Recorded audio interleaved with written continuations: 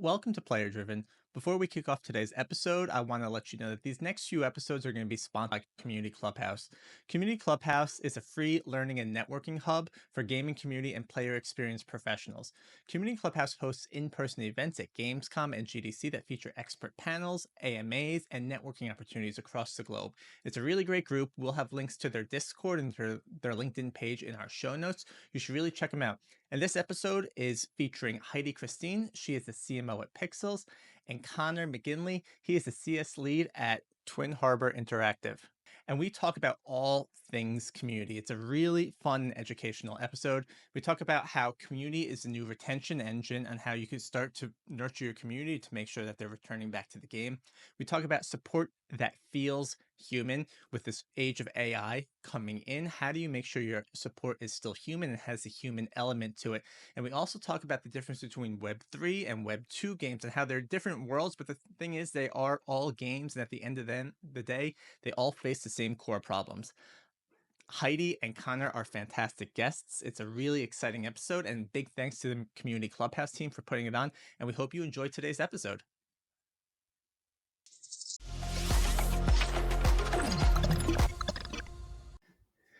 Good morning, good afternoon. Welcome to the Player Driven Podcast. Greg here. Today, we are going to kick off a really fun group of episodes. They're brought to you by Community Clubhouse. Community Clubhouse is an amazing event that is brought on at GDC and Gamescom. It's a big community day where you can come, you can see different sessions, you can understand what the best practices are in community. And we'll have a lot of information about Community Clubhouse in the next coming episodes. But this episode is a really exciting one. I'm joined by two friends of mine. First, I'm joined by Conor McGinley. He is the CS lead at Twin Harbor Interactive. You may have seen him on the podcast before. We've done a bunch of conversations, Conor, on in the past, and I'm excited to kind of dig into him for this year and see what he's working on. And we're also joined by Heidi Christine. She is the CMO and the head of community at Pixels, and we're going to hear all about how she built up this community at Pixels, and I'm really excited to hear and share the best practices around that. Before we dive too much into it, let's hear from them. Conor, thanks for joining me today. How has your day been?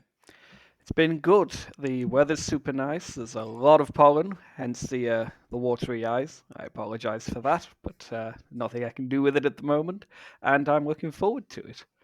Awesome. I thought you were just crying because you're happy to be back, but we'll take the pollen as well. And Heidi, thank you so much for joining us today. How are you doing today? I'm great. And I was going to talk about weather too, because springtime is like one of those days. Today was one of those typical spring days where it was sunny and then it was pouring with rain, and then it was sunny and then it was pouring with rain, which is why my hair's frizzy. So here we go, Connor. We are looking like the weather today. Hey, pollen in the air, mixing up weather, that means there's going to be a lot of flowers blooming soon. I'm a big I love gardener, it. so as much as I don't want it to rain, it's all for the greater good here.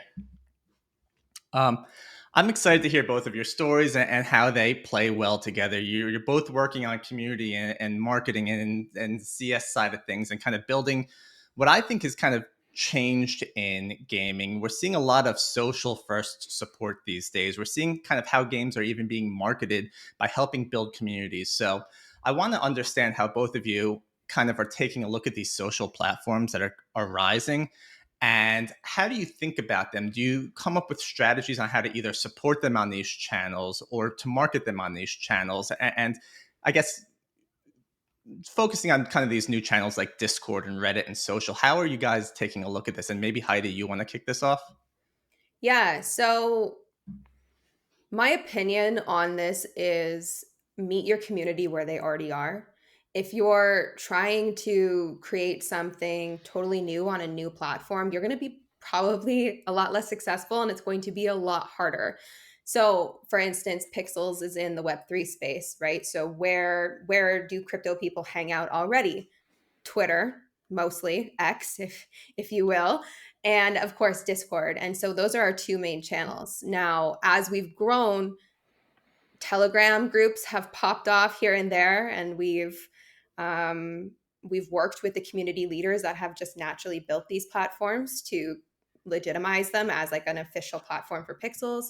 I know that we have lots of Facebook groups out there. They're really big in Southeast Asia, and there's a lot of a lot of our Filipino users live stream on TikTok. And so going back to your original point, we have done that. We have met them where they are. Um, for instance, Instagram, we haven't even tried. It's just, we're a small startup. So you also have to be very strategic with your time and capacity. I would absolutely love to launch on Instagram and do like a whole social media movement on Instagram. But the reality is, it's not worth my time with the payoff that we would probably have. I am a big fan of that, and it's something I've seen a lot recently. Is different genres of games, different style of games hit differently depending on the market you're trying to approach. And I've been doing some research on countries like the Philippines and Indonesia, and I was shocked to hear how engaged they are, how much they spend in game, how much they just love gaming, and it kind of blew my mind that and I'm an American, right? And I think, hey, everyone plays games in America. You don't look outside of it. And then you see, wow, it's significantly bigger in different countries. And when you start thinking about marketing spend and how do you support these people, right? I know America's up there in the list, but there's so many other countries that are worth looking into and figuring out how you tap into those markets, right? It may not be Instagram, like you said, or maybe it is on Twitter or X, right? And you have to understand your audience and where they live and how they operate on those channels. Connor, do you Yeah. have any visibility? Oh, I'm sorry, I don't know. Not so much regarding support in social media. I like to keep these areas a little bit separate. I think the social media communities, I think Discord, especially when we're talking about gaming and live services, Discord is vital. But these are more areas where you want to reach out to the community, you want to organize events, you want to be present, you want them to be able to see that you're listening to them while they are chatting mostly with each other. As a support person, I prefer then to have this separate area, the sort of serious zone, where now it's not so much fun community interaction. Now it's we take you seriously. We're not here to have fun anymore. We're here to help you out and get you back into the fun zone as quickly as possible. So that's why I like to have this divide between Discord and Reddit and everywhere else, and then the support space. Yeah. And just to go off that, sorry, I 100% agree with you on that. And I actually think that it's not necessarily a mistake, but it's something that a lot of smaller companies don't realize soon enough. I feel like most small companies or small startup games always do their support in ticket management in Discord to start with. Our whole company was managed in Discord when I joined. We quickly moved to Slack, and then we quickly integrated Intercom. And obviously services like that, they're quite expensive, but for us it was like night and day. And now we're able to do support correctly versus Discord, which can be absolutely chaotic. However, we do a lot of community focused support on Discord. So we have like volunteers, and then also just big gamers in our game are helping other new users or longtime users, or they're building guilds, or they're doing, and that's like where the community side comes in. Not to jump the gun, but yeah, I fully agree with you on that side. I think I love hearing that. And I'm curious, Heidi, from your perspective, how did you know you got too large to be able to handle this solely in Discord? Oh my gosh, when we were just having a meltdown, like um, our community management has really grown in response to what our community needed at the time. So I remember we had typical moderators on our Discord when I first started, and then I was hired originally just to like write tweets. So, but as it goes, I quickly took on more roles. And at one point, I remember having the conversation with our founder. He's like, "Okay, you're officially head of community." I was like, "Great!" And I refused to use the word moderator for our team. I said, "Okay, you're all the community team now. You are a community leader. You are a community team. You are not a moderator, because I have higher expectations than you of a typical Discord mod, basically."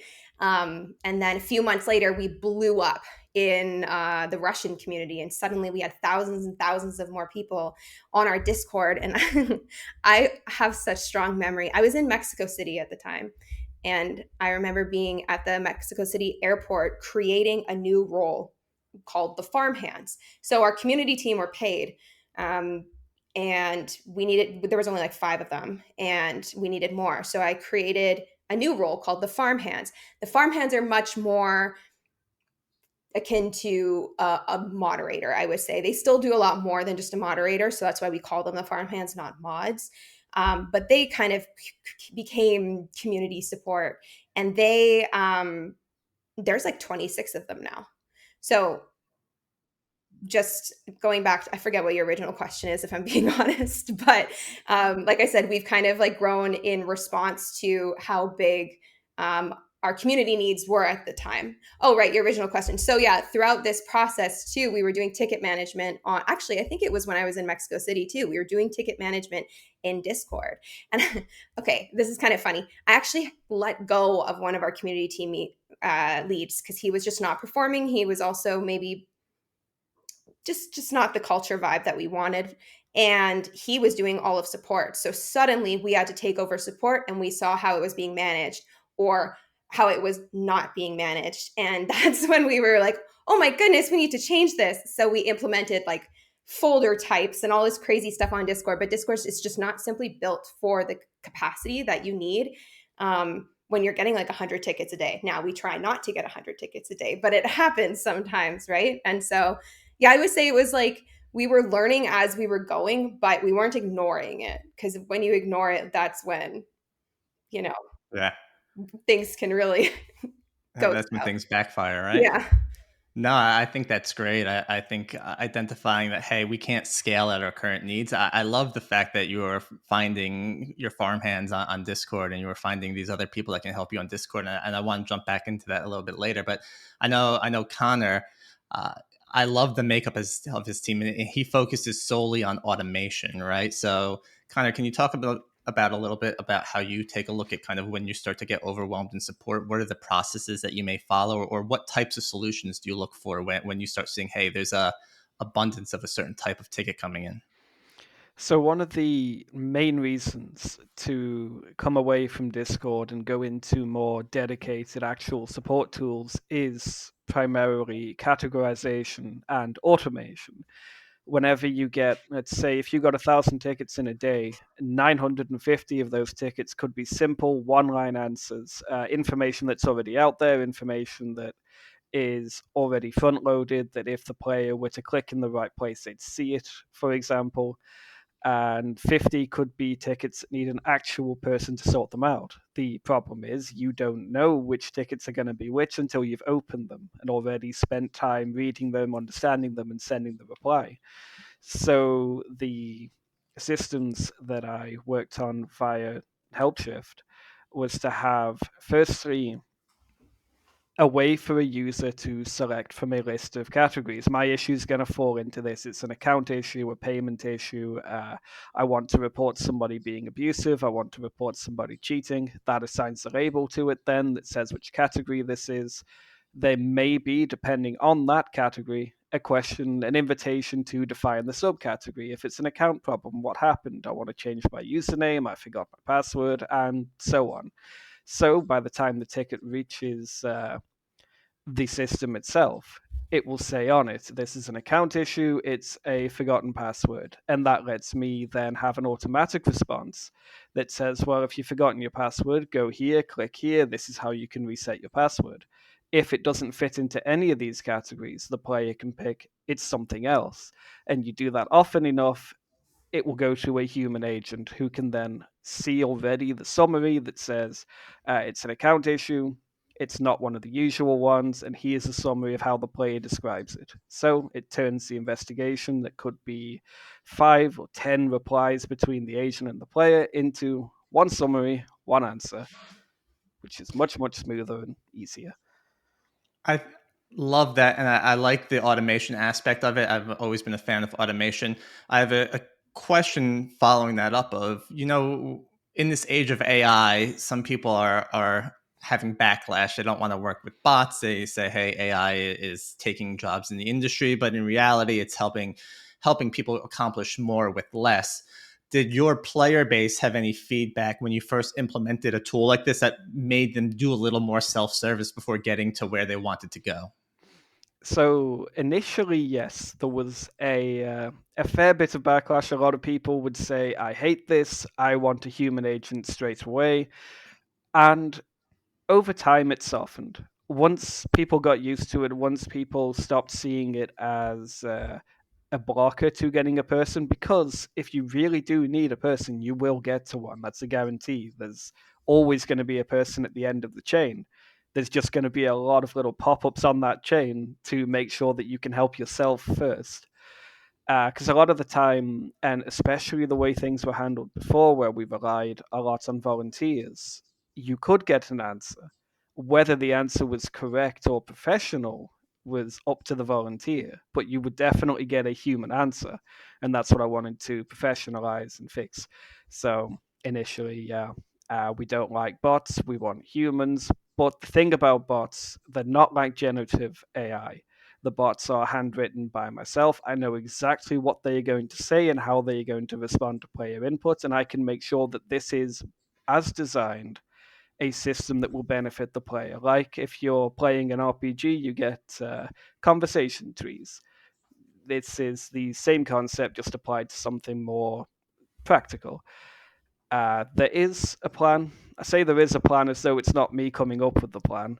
I have a plan to implement and experiment a bit with the ChatGPT step at the start. My only real concern here is now this will draw from my FAQs, so the chances of it hallucinating are very low. But I find ChatGPT has a very specific way in which it writes, and it will be recognizably ChatGPT. I am expecting players to not like that too much, which is why there will be an option for them to say, "I don't like this answer. Take me to the regular bot flow," and then they get the bots that sound like me. Which, fun fact, players have accused me of being a bot multiple times. Their explanation being, "You sound like the bots." Well, at least we know bots don't cry, and Connor was happy to be here with some tears in his eyes in the beginning. So we know Connor's not a bot. Um, Heidi, have you looked into automation at all? Are you doing anything with Oh yeah, automation? we have all of that. So uh, without repeating everything Connor just said, I'll add to it. We found ourselves in a bit of a struggle with capacity, which is something very common once again in growing companies. So we had all of the systems set up, but it gets stale quickly. And so this automation, it needs to it's a work in progress always. You're always updating it. So I think Greg, you asked at the beginning, what do you do when you're getting a ton of the same question? Okay, well, clearly we need to make a support article about this. We need to make a specific flow within the automation for this. And then we also try to prepare ahead of time. Okay, we've got this big launch coming. Like last week, we launched staking, which is a very crypto thing, which I can speak to later if you'd like.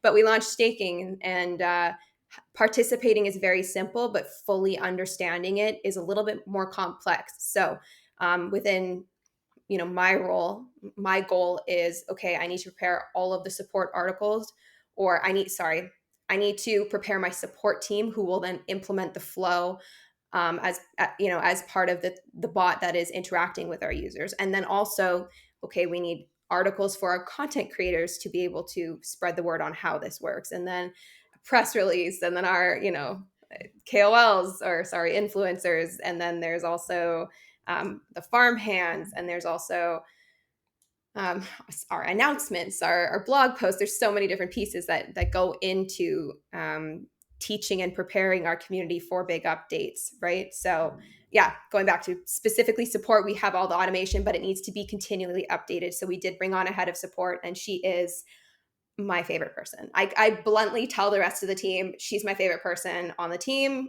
She's so strong. And so having someone like that in that position is incredibly important. Yeah, that's awesome. Something you really said there that kind of piqued my interest is that you have articles specifically for content creators. And I think before we jump into that, I think it's important to understand the types of games each of your studios make, because they are a little bit different. So, Connor, what type of games are you guys making?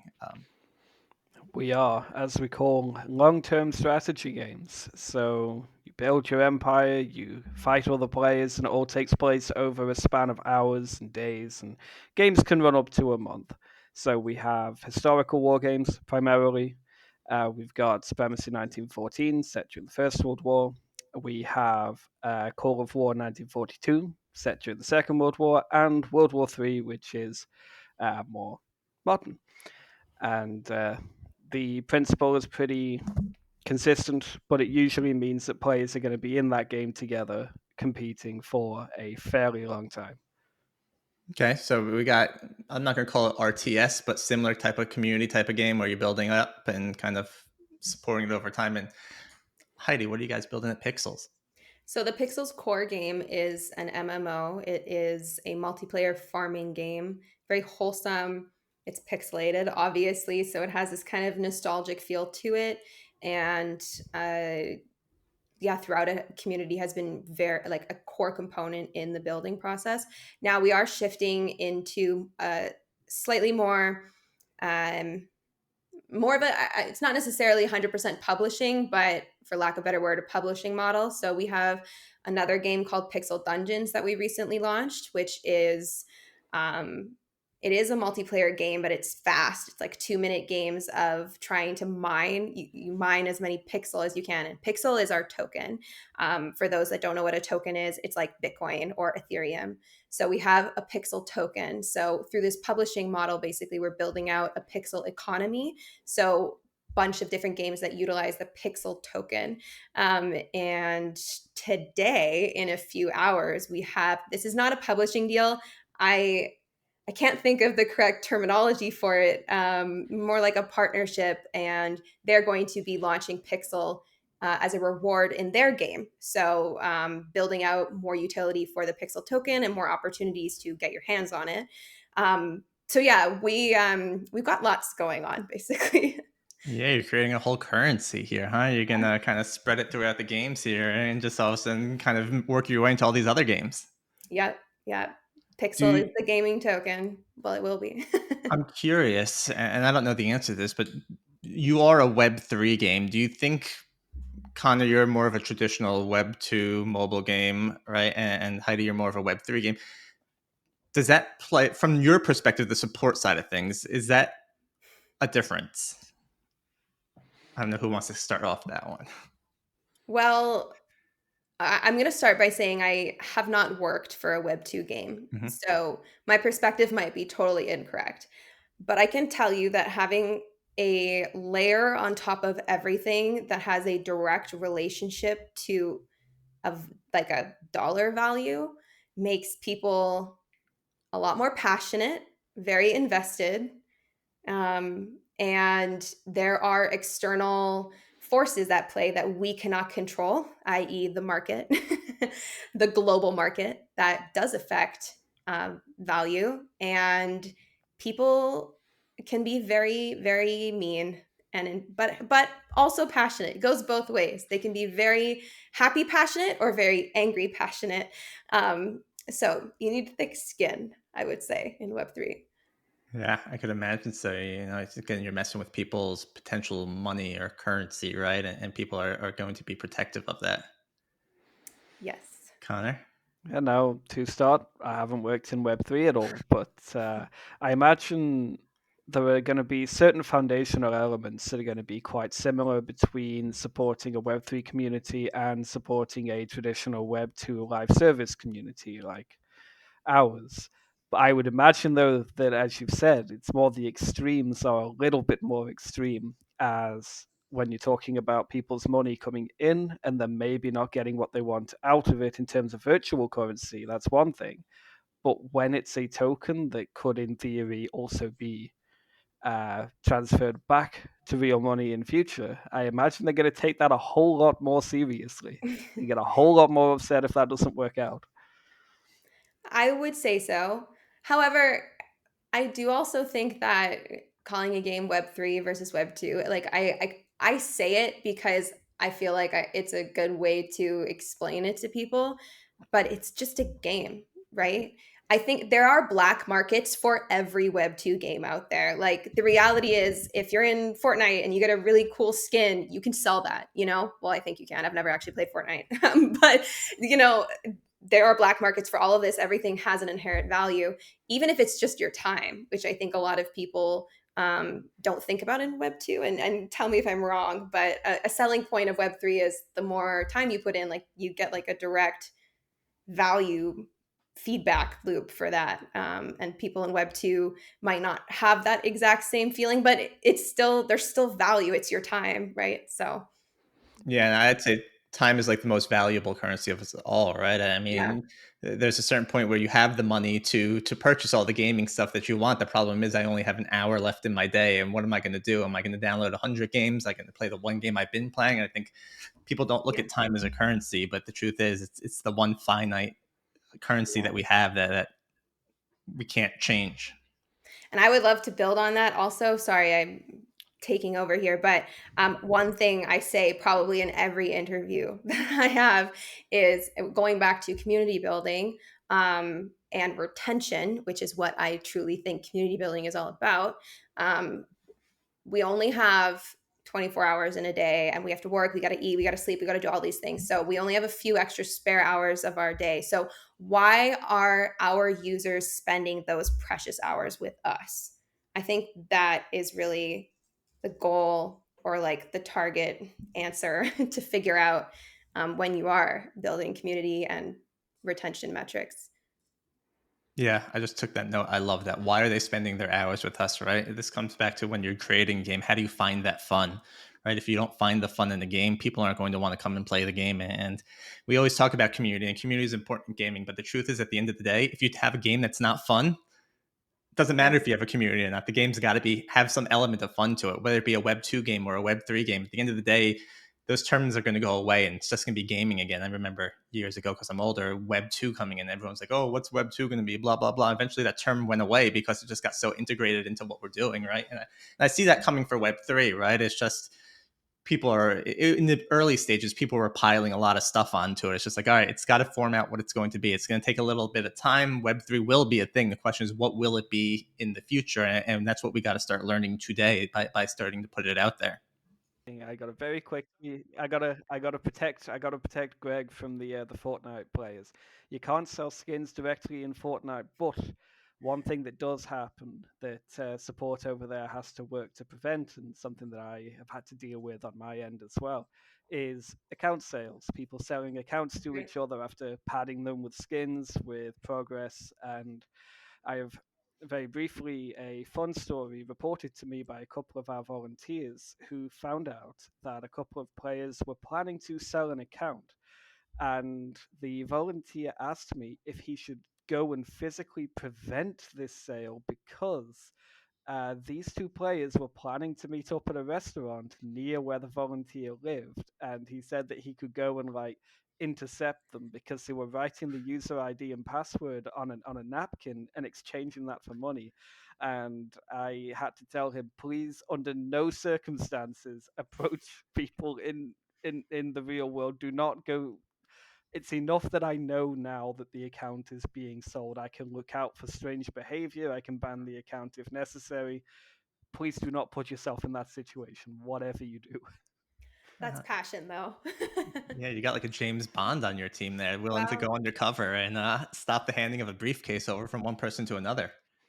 But it's amazing the situations that come out of this black market. That it's not just people on Discord sending messages to each other to evade detection.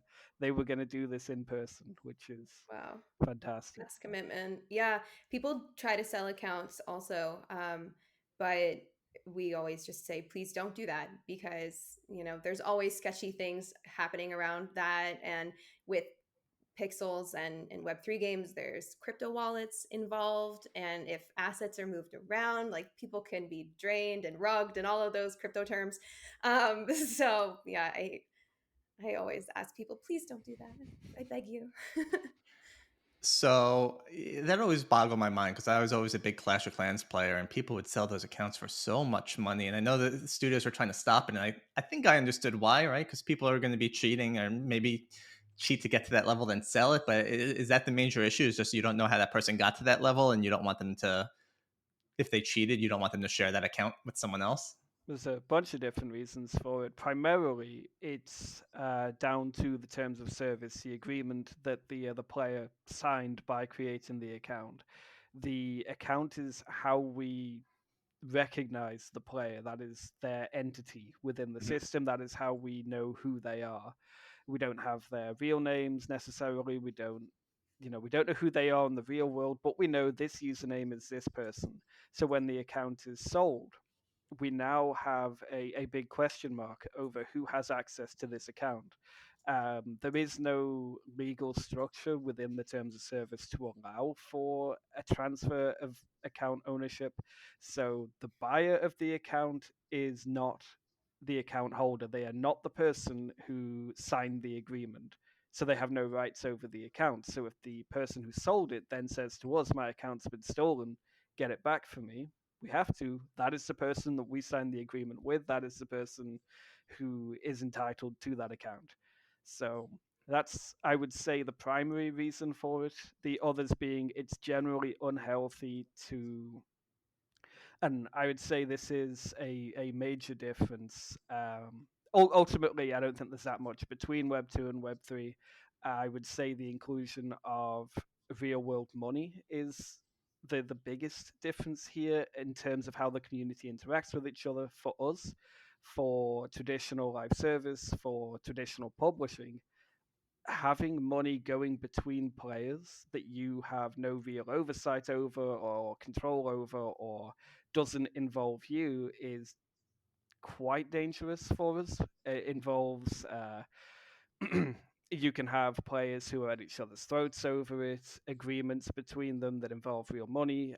If a community organized tournament has a cash prize and there's cheating or unfair or unsportsmanlike play in that tournament, it's no longer, well, whatever, it's just a video game, it's just a tournament with fake money or a fake prize. Now it's real money. People have mentally spent that money. They are very, very angry it's been snatched out from under them and they don't believe it was justified. So that's the two big reasons we would keep like the black market at bay in my area of things, at least. Similar on your side, Heidi? Yeah, I was just giggling there because it turned into a Web3 game, it sounded like at the end there.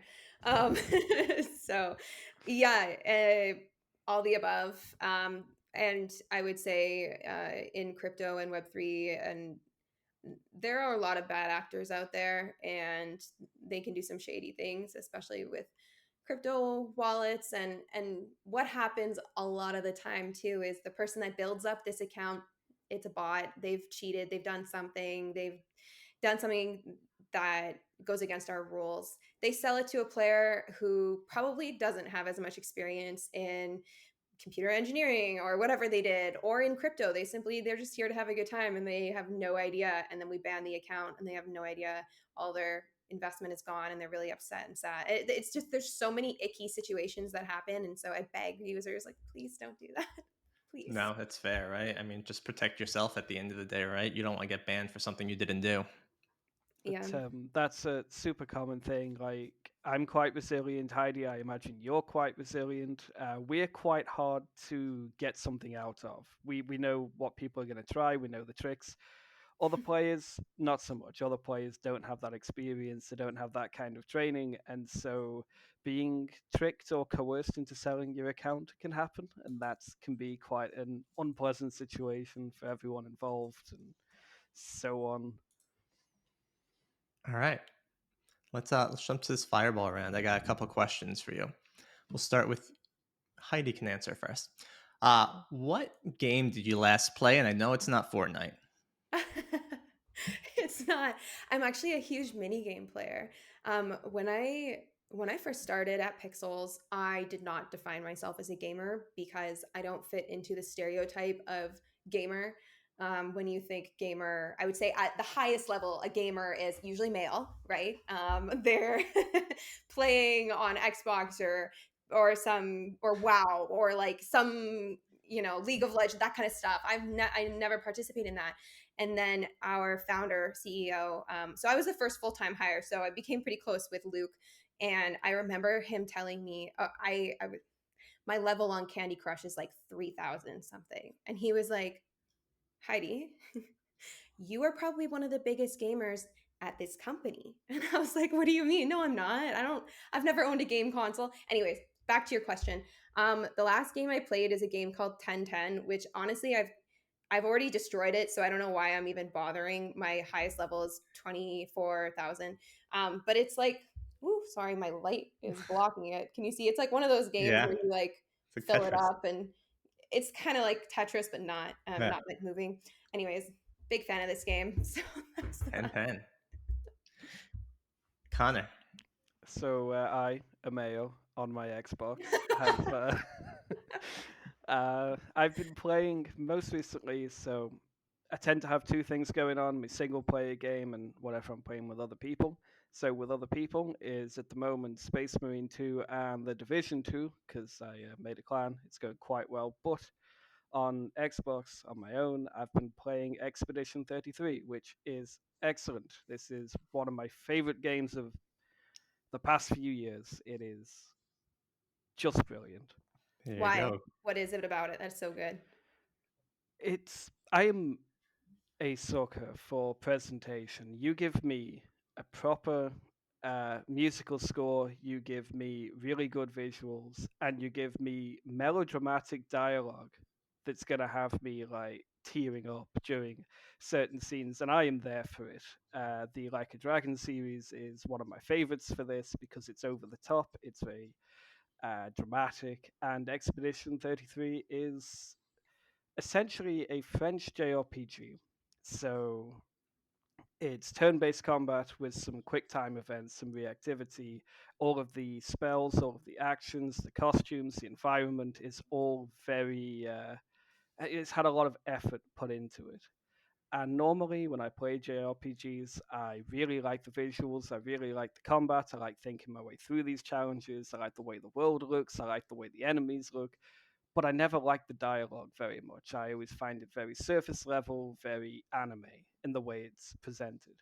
Expedition 33 has everything that I love about the JRPG genre, but the writing is fantastic. I have the French dub on because I didn't actually like the English voice acting very much, but it is really, really strong, and I do highly recommend it.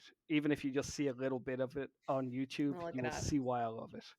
Oh, and Connor's getting paid by Microsoft to push that review, and now Heidi's gonna have to go buy an Xbox, and unfortunately, the price just went up $80 for the Xbox. So Fabulous. Great. yeah, it is a good game. I never got into JRPGs, but I am enjoying Claire Obscure. It is not a type of game I normally play, but it is quite enjoyable. To your point, it's all about the atmosphere. You feel it. It's very well done.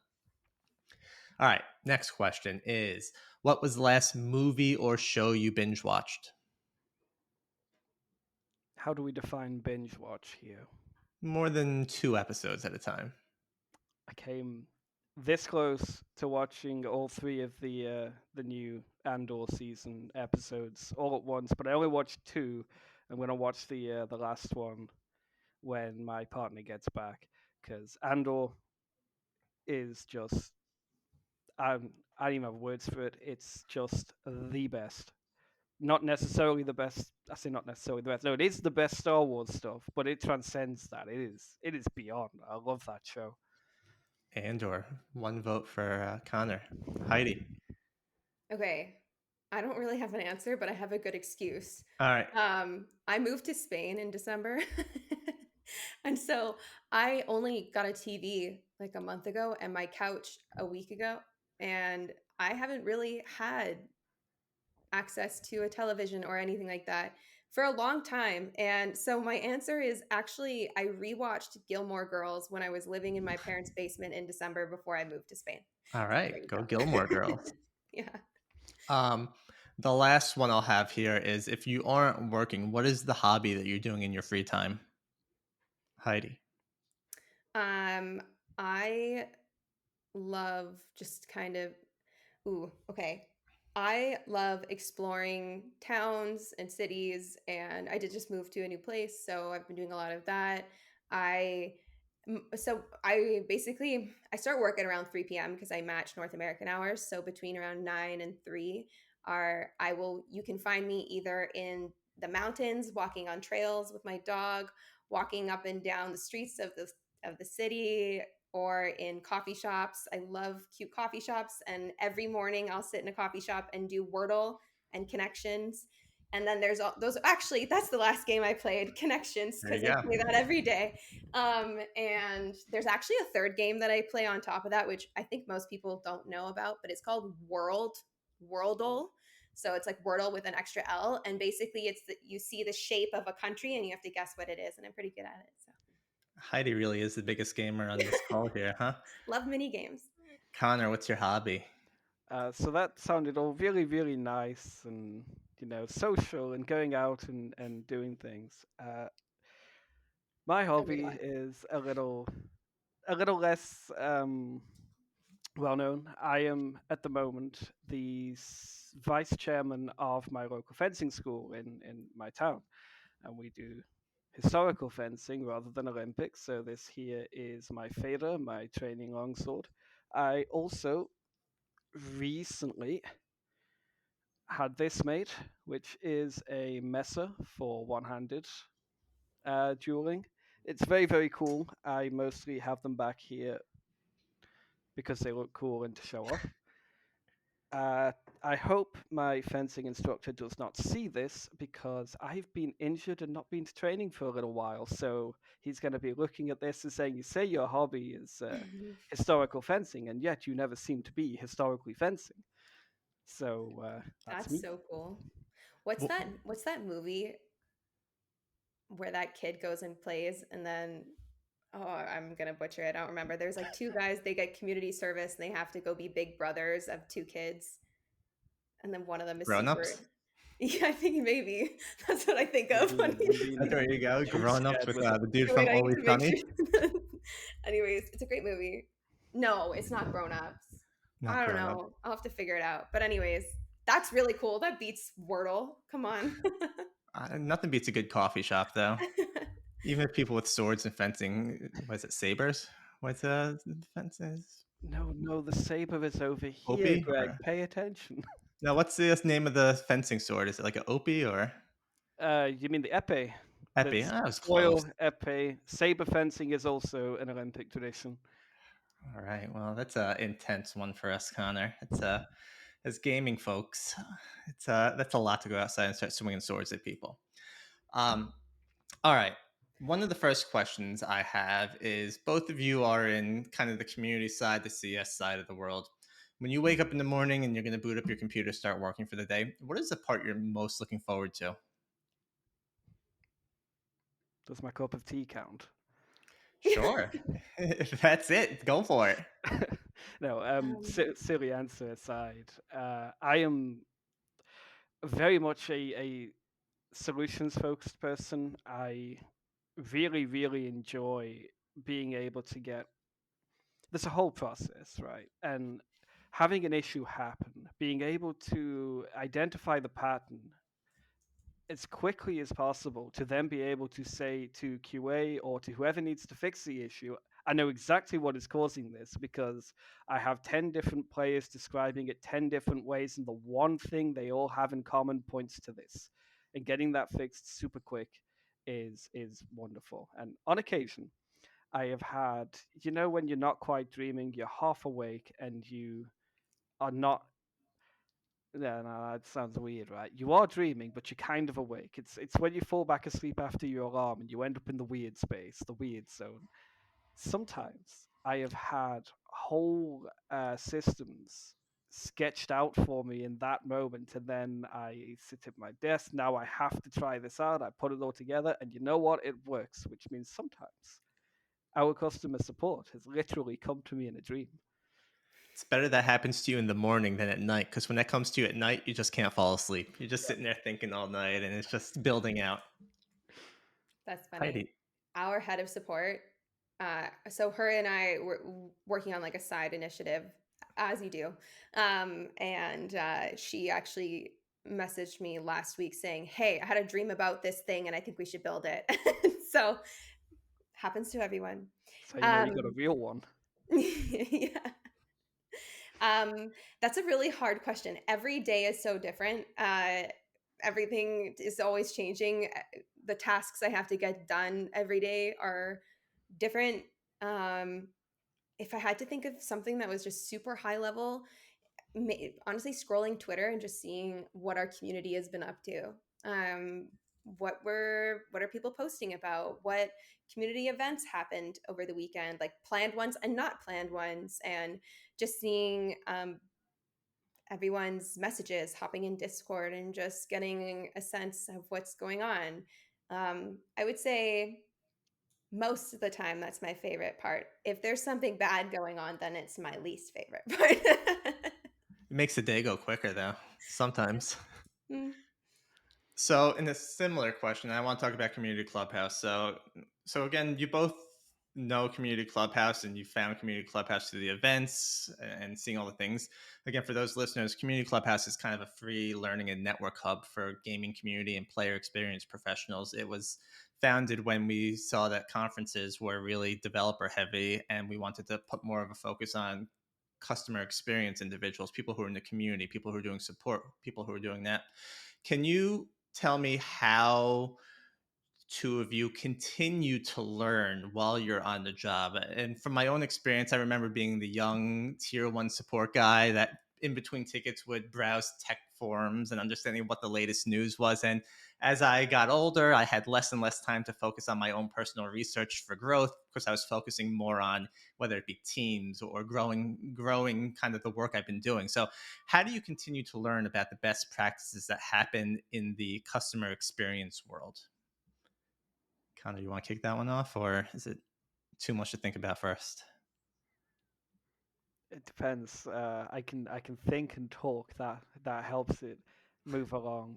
I'm not a big researcher. I like to try things out and see what the impact is. I feel like, and this is quite, I guess, specific. This is something that I think a lot of people are either going to vibe exactly with or be dead against. But I feel like in the customer support space, there's a lot of established wisdom. There's a lot of things that we do because that's how it's done. And I don't feel like that is always the most effective way to do things. I'm not going to name any names, but there are certain thought leaders, I guess, who a lot of departments, a lot of people will follow and recommend to me. And I found as an agent that the things that I was told to do, the way I was supposed to do things, created a very sort of stilted environment that really only benefited. If you didn't want to think about your work, it was great because you had this template, you had these guidelines, you were essentially able to just generate a script to write from. And I always found that quite chafing. I found that quite frustrating. So in my leadership position, I do my best to facilitate creativity among my agents and give them boundaries to work within, but not a script to follow. And what I have to do then is go through their work, see which answers have the better impact, which tones did the players respond best to. Does it matter between languages? Do they get used to specific agents talking in a specific way? Do they uh, I don't want to say develop a bond here because that's not something we want to encourage when it comes to contacting support. Ideally, they will build bonds with each other and with our community people, not with us. We're just there to fix things. So while I don't go out looking at external sources very often to find ideas or to research, I monitor our own work a lot. I look through our own analytics a lot. I always try and find what visualize visually speaking, sorry, which sliders can I adjust to get the most impact out of the different things that we're going to do? So you're empowering your team from within, and you're taking best practices that you're noticing from what they're doing and helping incorporate those depending on the results, right? It's almost like internal A/B testing in a way to kind of see how are people reacting, what's something we should learn from this, and kind of incorporating it from there. Does that sound accurate-ish? Yeah, nothing's a bad idea unless I've seen it before and it was a bad idea. Love it. Heidi. Yeah, everything Connor said. I would say I wish I had more time to research, but I don't have capacity for what I currently need to do. So unfortunately, spending a lot of time researching just isn't viable for myself at the moment. But really listening to our community and seeing what works best. I have definitely taken inspiration from other companies and games if I see something that I think, oh, that's a great fit for our community. And I think that's also a really important point. Know your community first. Don't follow the status quo. That's something we've never really done. We don't follow trends just because, oh, we should hop on this, especially in Web3. Oh my goodness, there's always like something that's popping off, something that's like, this is the alpha, this is the thing you have to do. And you really just have to take a big step back and go, is this right for us? And it's not always right. So just knowing your community really, really well, your company, your game, all this fits for any part of the company. Like, does this work for us in this circumstance? So we do that a lot. And empowerment, absolutely, like Connor said, I empower. If one of our community leaders, one of our farmhands, one of our content creators has a good idea, do it. I think it's sometimes funny to my team when they're like, "Hey, Heidi, like, can I do this, this, and this?" And I'm like, "Yeah, that sounds great." And then they'll follow up with it later. I'm like, "Just do it. Don't ask me. I don't have time. It sounds great. You're smart. I trust you. Let's go." And it's always great. So yeah. We a lot of the indie developers I talk to, it's the same attitude is, if you have an idea, if you have this passion, do it. Don't ask for Yeah. permission, ask for forgiveness if you need to, right? Like That's like my motto. Even with like my boss, the founder of our company, where I've worked with him so closely for a few years now, and a lot of the time I'm like, I just do it. Someone on our team will be like, "Should we ask him?" Like, no, just do it. We don't have time for that. Which yeah, maybe that isn't the way that your company runs, but I just to think backpedal on that point there for a second, not telling people to just go rogue, but um, yeah, empowerment's such a huge tool that we have. So yeah, I think maybe from an employee perspective, if you get the permission or the okay to go ahead and do something, right, you don't have to sit and wait for it. Go get it. just do Right? I it. mean, obviously follow company guidelines and stay within your lane, but like Yeah. the only one that's going to make something happen is yourself. So if you don't empower yourself, someone's not going to come along here and do it for you. So take the bull by the horns. Yep.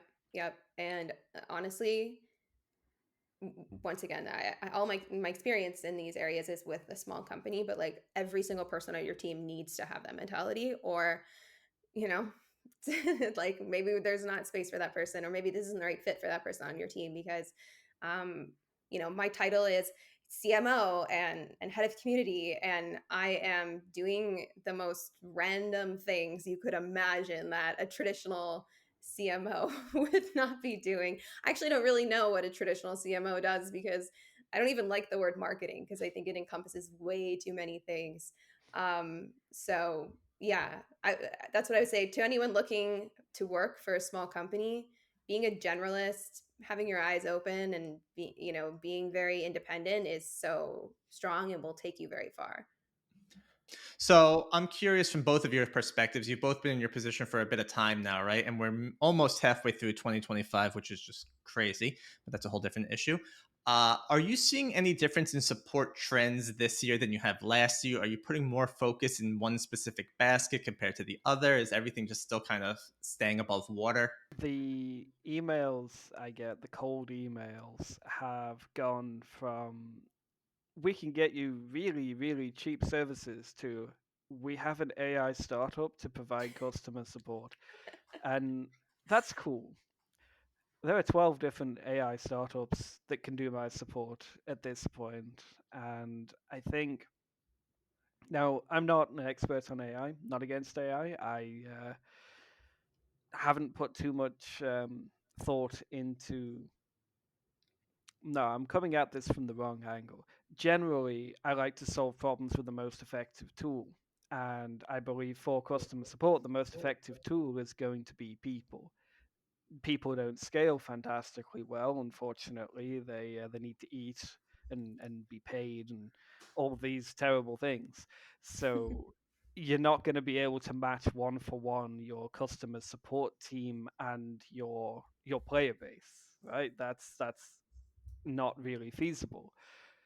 But the services that are being offered a lot this year seem to be dedicated to removing the human element entirely and providing this third party service that is exclusively seemingly generative AI, which I find a little bit strange as something to offer as a sole service. But that's been quite common this year. I imagine it will continue to be common this year. Yeah. Heidi? I think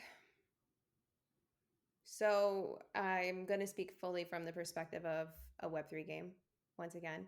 Um, right now, the market is terrible. It has absolutely crashed. And we are in a place where, our daily active users have gone way down and people are extra touchy and passionate. And so we've been here before, though. So it's all about making sure that your team is supported and can be resilient through these times, I would say. Um, yeah, that would be my best answer. I don't have anything hyper specific for how this year is different from last, besides more tickets but angrier ones. Or sorry, fewer tickets but angrier ones. Yeah, I think the economy plays a whole role in this, and that itself is alone just to say, hey, we're just trying to stay afloat right now. There's turbulence in the whole space, right? It's not just us, it's the whole space. And right now what we're trying to do is just make sure that we're getting the I know you're not in this part, but like getting the water out of the boat right before you sink. Like you want to just make sure everything's shored up. You want to make sure everything's working as it's supposed to. Great answers. I appreciate it. Last question I have for you, and then you're both free for the day. If the founders of Community Clubhouse could come to you and say, what session would you like to see at Gamescom? Would there be a topic that would be most exciting to you and be like, I need to go, I need to make sure my butt is in that seat? So when so I went to Community Clubhouse 3 years ago, and we were very small back then. We had a very small community, and I had no idea what I was doing, or at least I thought I didn't know. In retrospect, I had a lot of experience that I think legitimizing community as an industry was something that is something that is happening more and more now, which is incredible. But back then, I didn't even like think of community management as a thing until suddenly it was my job title, right? And so I was just looking for anything. And I found Community Clubhouse on a list of things, and I went. It was pouring with rain, and I sat front row and I asked a bunch of questions. There's a photo of me from 3 years ago where I'm asking a question, and oh, this is funny. This relates back to the beginning of this this podcast where I was soaking wet. My hair was insane in this photo, and I was asking a question and I was taking notes, and so I think for me, it might not relate to me right now, but it would really help others, of like a community 101 where there's literally like step one, this is what you should be looking at, and this is what you should be doing, and this is what you should be caring about when you are just starting out. Because I was going like what's the saying, like chicken with your head coming off, you don't know what you're doing, right? And so I would love that for newbies in the space to have access to something like that from people that are experienced. Beautiful. Love it. And thank you for that. Connor. I'm going to be very, sadly, very predictable here, which is I would love to meet with and hear from other bot builders. A lot of these suggestions now involve generative AI, which could be really, really cool.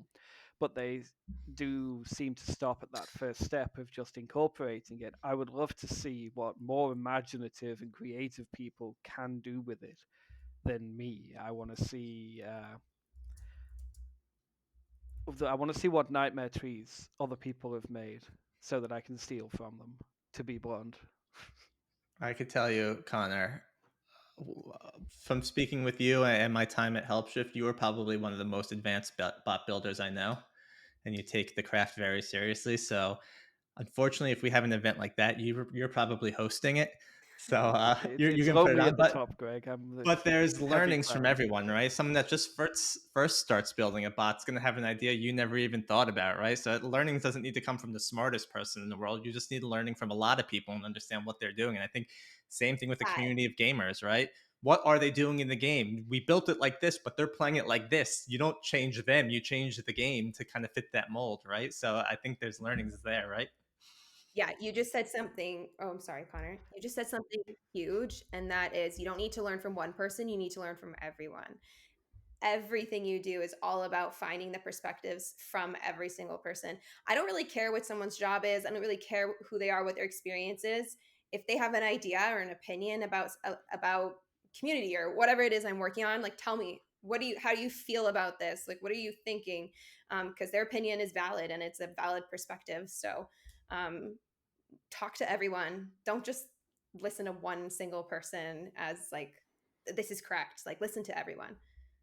To add to Heidi's point, there is I have a lot of experience in doing what I do, but that also means I'm very, very ingrained in a specific way of thinking. Like this is how I got here. This is how I perceive the world. So someone who's just started, who's experimenting a bit, is going to have 100 ideas, and maybe 99 of them I already know or is a bad idea, but one of them I probably didn't even consider, and it's probably really good. So it's always good to get people involved in your sphere if they want to. I think them wanting to is really the only thing that matters. They want to have an opinion and they're prepared to think about it properly. That makes their opinion super valuable. This goes back to what you were mentioning earlier, Connor, of how do you keep your learning going? Well, you just take a look at your team internally and see what they're doing and how they're responding, right? It's learning from the people rather than from best practices, because best practices are good at a certain period of time, but those also have to adapt and change over time because games change, the way people interact with change. I mean, right? I imagine from Heidi's perspective of doing the marketing side of things, that has changed a lot over the past 5 years from not including TikTok to including things like TikTok now, right? Where you just have to understand where they're coming from. So it's a continuous learning process. You can never be content at where you are because things are going to change. And if you're content, that's when you're going to start to fall behind. Yeah, it's like consistency is key in ever changing systems. Yeah. Basically.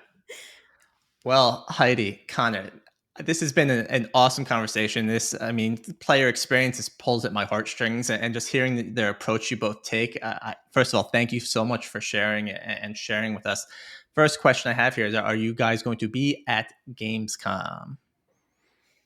I'm awaiting an invitation from a certain somebody. Then we will see. We'll make sure he gets it. I'm not sure. I mean, right now I have no plans to be. Okay. But when is it again? What are the dates? It is usually the last week of August, like one of those weeks. Yeah, I mean, I've never been, so it would be fun. And I do live in Europe now, so it's not as hard as Easy it trip. was when I lived in Vancouver. I have no plans to be, but maybe As long as the if weather's something comes raining up. and Heidi's hair is poofy or frizzy, Yeah, then we're I'll in. be there. Well, first off, a big thanks to Community Clubhouse. They helped me kind of get started with my podcast and it helped me introduce you to Connor and to Heidi. This has all been great. It really does have some great practices. We'll have information about Community Clubhouse afterwards, but mostly thank you so much, Heidi and Connor, for coming on. We will have all of the information available so you can figure out where to find Heidi and Connor. We'll have links to Pixels. We'll have links to Twin Harbor Interactive. Before we do go today, is there anything else that you want to say and just shout out to? And Connor, we'll start with you. No, you ambushed me with this. See, if I Yep. say I've got no shout outs to make, there might be people in the audience who are like, after all we've been through, you had nothing to say to me. So, yeah, okay. I guess if my team happens to watch this, and I will specifically hide it from them, but they tend to be smarter than me sometimes, and they'll probably find it, then no, I actually haven't got anything to say to them, but they know they've been acknowledged, and that's the important part. This should be required listening for onboarding for the record, but I appreciate your take on it. And Heidi. I mean, you can always shout out your mom, Connor. Like, come on. I mean, I would not want to have that conversation after she's like, so you've called me out on the internet in front of many, many people. What, you just trying to embarrass me or? All 8 listeners heard your name. Yeah, I mean, shout out to my team. They're incredible. We wouldn't be here without them. Shout out to our community, obviously, wouldn't be here without them. And yeah, there are big things ahead in Pixels as we're building out the Pixel ecosystem. It's going to be pretty incredible. I mean, we have a huge launch today. We had a huge launch last week. There's a lot in the works. So I'm very excited about the future of Pixel and the economy and all of that. So yeah, big things Aw- ahead. Awesome. Well, again, Heidi, Connor, thank you so much for joining us today. Hopefully, I see you, both of you at Gamescom. If not, we will be in touch. And for people listening, if you want to learn more, again, we'll have links to Pixels and to Twin Harbor on our blog, I guess it is. Thank you so much again, and have a great rest of your day.